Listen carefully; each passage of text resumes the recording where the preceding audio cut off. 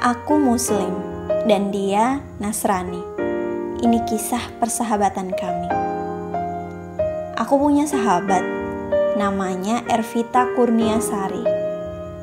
Orang-orang biasa memanggilnya Vita, tapi yang paling dekat dengannya akan memanggilnya dengan sebutan Tita.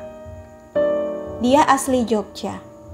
Kami dipertemukan di semester 3 perkuliahan.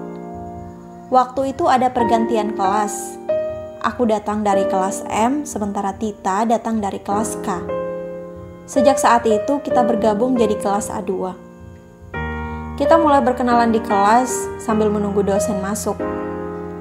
Kebetulan dia duduk tepat di sebelahku.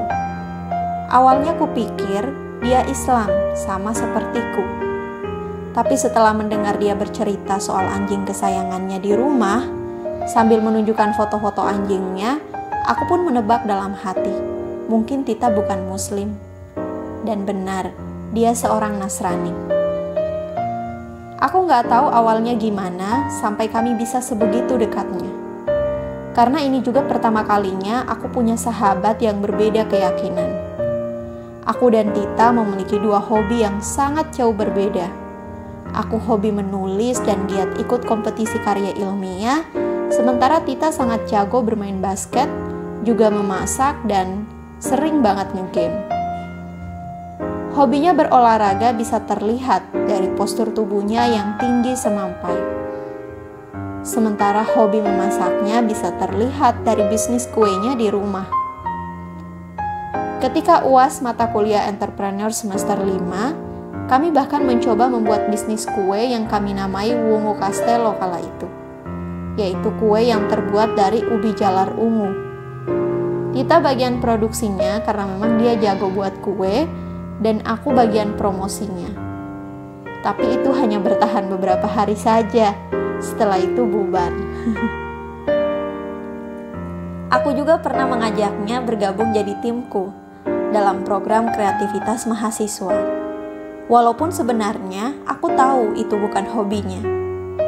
Tapi alhamdulillah proposal kami lolos dan kami berangkat bersama menuju Tanjung Lesung untuk melakukan penelitian di sana. Dan waktu itu pas awal bulan Ramadan. Selain aku dan Tita, ada juga Adi yang merupakan teman satu timku, dan Bayu, pacar Tita yang nyeterin kita dari Jogja menuju Tanjung Lesung di Pandeglang, Banten. Ketika waktu sahur tiba, kami berhenti di rest area dan sahur bersama dengan bekal berupa nasi dan abon yang sudah disiapkan dari rumah oleh ibunya. Bayu dan Tita pun ikut sahur bersama. Dan sepanjang perjalanan menuju Tanjung Lesung, aku berulang kali ngingatin, kalau mau makan, makan aja, gak apa-apa. Dan ternyata mereka berdua ikut berpuasa juga. Jadi baru ikut makan ketika waktu berbuka puasa tiba. Lalu ketika masuk waktu sholat tarawih, aku sama Adi meminta untuk mampir di Masjid Agung Semarang untuk sholat tarawih, dan mereka berdua menunggu di mobil, lalu lanjut perjalanan lagi. Setiap waktu sholat tiba, Tita mesti ngingatin untuk mampir di masjid terdekat biar aku sama Adi bisa sholat. Bukan hanya itu yang menunjukkan sikap toleransinya terhadap aku yang berbeda keyakinan dengannya. Ketika azan zuhur di kampus pun, dia pasti mengingatkan, kamu gak sholat, Nin. Lalu ketika aku sedang sholat, dia akan menunggu di pelataran auditorium dekat masjid kampus sambil menikmati cilok, batagor, atau enggak es dawet. Dan pastinya sambil nge-game.